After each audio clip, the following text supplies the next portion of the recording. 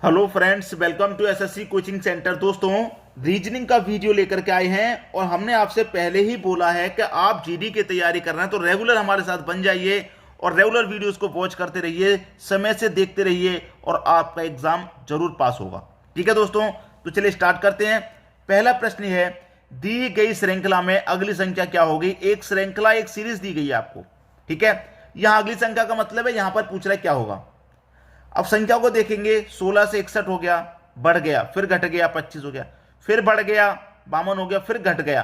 कभी बढ़ रहा है, कभी घट रहा है, कभी बढ़ रहा है, कभी घट रहा है। लेकिन एग्जाम में अगर आप बैठे हैं और आपके सामने इस तरीके का प्रश्न आ जाए तो आपको अपनी आंखों को बहुत खोल के रखना है, तेज रखना है। स्क्रीन पर जो प्रश्न लिखा हुआ है वो साफ साफ दिखना चाहिए। अगर इस प्रश्न को आपने साफ साफ देख लिया तो क्या देखा कि 16 का जस्ट अपोजिट 61, ठीक है, 25 का जस्ट अपोजिट 52, 36 का जस्ट अपोजिट 63, तो यहां पर 49 का जस्ट अपोजिट क्या आ जाएगा, 94 आएगा कि नहीं आएगा, बताइए मुझे, आएगा कि नहीं आएगा। तो 94 ही तो सही आंसर है, बी ऑप्शन हो गया भाई। 16 को पलट के लिखा गया, 25 को पलट के लिखा गया, 36 को पलट के लिखा गया, तो 49 को भी पलट के लिखेंगे, 94 हो जाएगा। बात समझ में आ गई। तो मैंने क्या कहा, परीक्षा में जब बैठे हैं तो पूरा ध्यान लगा के बैठना है। प्रश्न में 5 सेकंड हो चाहे 10 सेकंड का समय क्यों ना हो, उसे हमें बर्बाद नहीं करना, उसको भी बचाना है। ठीक है, अब देखेंगे अगला प्रश्न। अगला प्रश्न है, दी गई श्रृंखला में गलत संख्या ज्ञात करें। एक श्रृंखला, एक सीरीज दे रखी है, इसमें कोई एक संख्या गलत है, वही गलत संख्या आपको बतानी है, क्या होगी। 8 के बाद 16 हो गया, 16 के बाद 24, 24 के बाद 40, 40 के बाद 62, फिर 104, फिर 168। अब देखिए क्या हो रहा है प्रश्न में।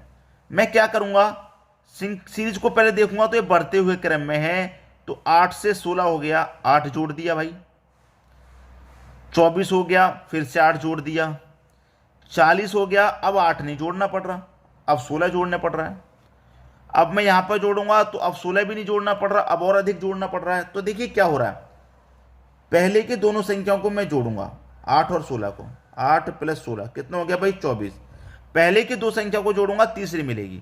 ठीक है, अब इन दोनों को जोड़ूंगा, 16 प्लस 24 कितना होगा भाई, 16 और 24 को जोड़ूंगा, 16 और 24 को जोड़ूंगा तो कितना होगा भाई, 40 होगा, 40 मिल गया।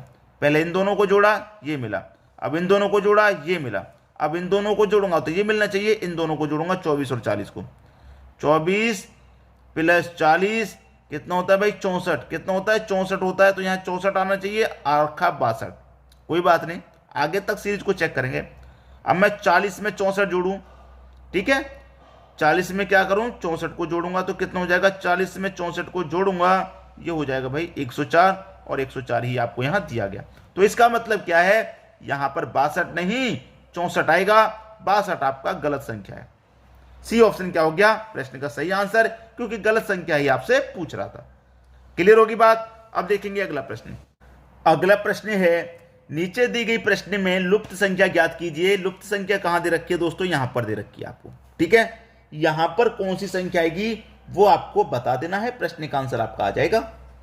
ठीक है, आसान प्रश्न है, कोई ज्यादा दिक्कत तो नहीं किसी को भी। देखिए करेंगे क्या, आपको 4 से और 10 से क्या बनाना है, 6 बनाना है। 4 से 10 से 6 कैसे बनेगा, अगर मैं दोनों का अंतर कर दूं 6 बन जाएगा, लेकिन यहां भी दोनों का अंतर कर दूं तो क्या 48 बनेगा, बिल्कुल नहीं बनेगा, नहीं बन रहा। लेकिन बनाना तो है, तो मैं क्या करूं, जो पहली संख्या मेरे पास 4 उसका स्क्वायर कर दूं भाई, 4 का मैं स्क्वायर कर दूं, और जो दूसरी संख्या है 10 उसे घटा देता हूं, तो 4 का स्क्वायर क्या होगा भाई, 4 का स्क्वायर 16, दूसरी संख्या 10 को मैं घटा दूंगा, 16 में से 10 जाएगा, कितना बचेगा, 6 बचेगा, 6 आ गया। ऐसे में यहां करूं पहली संख्या का स्क्वायर भाई, जैसे 4 का स्क्वायर क्या, 12 का स्क्वायर करूं, 12 का क्या करूं स्क्वायर, और दूसरी संख्या को क्या करूं मैं, घटा दूं। तो 12 का स्क्वायर कितना होगा भाई, 144, और दूसरी संख्या को घटा दूंगा, 96 को मैं घटा दूंगा तो कितना आ जाएगा, 48, और 48 ही आपको यहां दिया गया। वही लॉजिक लगेगा, पहली संख्या का स्क्वायर यहां भी करूं। ठीक है, तो 16 का स्क्वायर में डायरेक्ट कर देता हूं, कितना होता है भाई 256, और दूसरी संख्या को घटा देंगे मतलब 152 को घटा देंगे तो कितना बचेगा, 6 में से 2 गया 4, 5 में से 5 गया 0, और 2 में से 1 गया 1, 104। ये आपका आंसर हो गया 104 आएगा। 104 है आपके बी ऑप्शन में। ये आपके प्रश्न का बिल्कुल सही जवाब हो गया। अब देखेंगे अगला प्रश्न। अगला प्रश्न है यदि 4 गुने 4 बराबर 6, 6 गुने 6 बराबर 26 तथा 7 गुने 7 बराबर 39 हो तो 5 गुने 5 बराबर क्या होगा। भैया दोनों का गुना करूंगा। 4 गुने 4 तो 16 होता है लेकिन 6 दे रखा है। 6 गुने 6 36 होता है लेकिन 26 दे रखा है। 7 गुने 7 49 होता है लेकिन 39 दे रखा है। मैंने क्या बोला, एग्जाम में बैठे हो, प्रश्न आ जाए तो अपनी आंखों को खोल के बैठना है, तुरंत क्लिक हो जाना चाहिए। इतनी समय में तो तुरंत क्लिक क्या होगा कि भाई मैं दोनों का अगर गुना करता हूं, 4 गुने 4 16, कितना होता है 16, चाहिए 6, तो 16 में से 10 माइनस कर दूंगा, 6 आ जाएगा। ऐसे ही 6 गुने 6 कितना होता है 36, और माइनस 10 कर देंगे तो 26 आ जाएगा। ऐसे ही 7 गुने 7 क्या होता है 49, माइनस 10 कर देंगे तो 39 आ जाएगा। ऐसे 5 गुने 5 क्या होता है 25, और माइनस 10 कर देंगे तो 15 आ जाएगा। आ जाएगा कि नहीं। निगाहें को खोल के आपने कैसे पढ़ा भाई, 6 गुने 6 तो 36 होता है लेकिन 26 दे रखा है, 10 कट गया। 4 चौके 16 होता है, 6 दे रखा है, 10 कट गया। 7 7 49 होता है, 39 दे रखा है, यहां भी 10 कट गया। तो लॉजिक तो बन गया ना। आंखों को खोल के मैं क्यों बोल रहा हूं कि आंखों को खोल के बैठिए। कुछ प्रश्न ऐसे होते हैं कि बस आपको थोड़ा ध्यान से देखना है, संख्या को आंसर बिल्कुल सामने होता है। जैसे कि ये प्रश्न था आपका, तो इस प्रश्न का आंसर क्या आ गया आपका 15 दे रखा बी ऑप्शन में। ये आपके प्रश्न का बिल्कुल सही जवाब हो गया। बात क्लियर हो गई। अब देखेंगे हम अगला प्रश्न। अगला प्रश्न है 11 फरवरी 2019 को सोमवार था तो 15 मार्च 2019 को कौन सा दिन था। भाई देखिए फरवरी के महीने की उसने बात की है, तो फरवरी का महीना साधारण वर्ष होती है तो उसमें 28 का रहता है। लीप वर्ष होती है तो उसमें 29 का। लेकिन वर्ष हमारी 2019 है, ये लीप वर्ष नहीं है, ये सादा है। जब साधारण वर्ष है तो फरवरी का महीना कितने का रहेगा भाई, 28 का रहेगा। और 28 में से 11 फरवरी की उसने बात कह दी तो 11 माइनस कर दो। 28 में से मैं 11 घटा दूंगा तो 8 में से 1 जाएगा 7, 2 में से 1 जाएगा 1, 17 दिन बचे। तो फरवरी के महीने में दिन कितने बचे, 17 बचे। ठीक है। फरवरी के बाद मार्च का महीना आएगा और 15 मार्च का वो पूछ रहा है।